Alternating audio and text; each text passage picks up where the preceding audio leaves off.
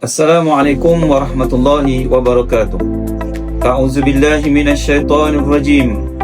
Ya ayyuhalladzina amanu la ta'kulu amwalakum bainakum bil batil illa an takuna tijaratan an taradin minkum.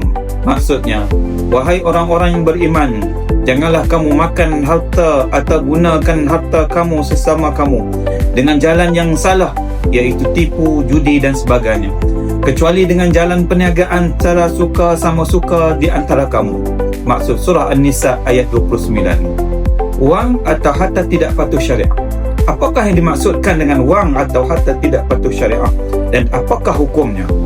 Menurut Muzakarah Jawatan Kuasa Fatwa Kebangsaan kali 87, Majlis Kebangsaan bagi Hal Ehwal Islam pada 23 hingga 25 Jun 2009, harta yang diperoleh melalui cara yang tidak mematuhi syariah seperti riba, gharar, perjudian, penipuan, rompakan, rasuah dan seumpamanya adalah haram.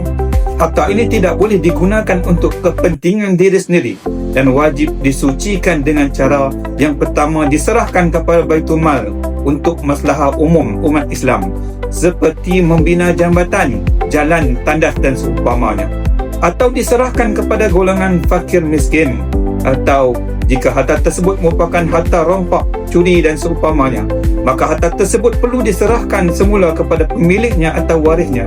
Sekiranya waris juga tidak diketahui, maka harta tersebut hendaklah diserahkan kepada Baitul Mal. Awas, jangan biarkan harta kita dicemari dengan unsur haram atau syubhat.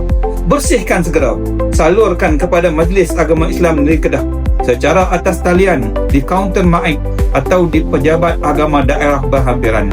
Harta bersih, hidup berkat, tenang di dunia, bahagia di akhirat. Ila liqa, ma'assalamah.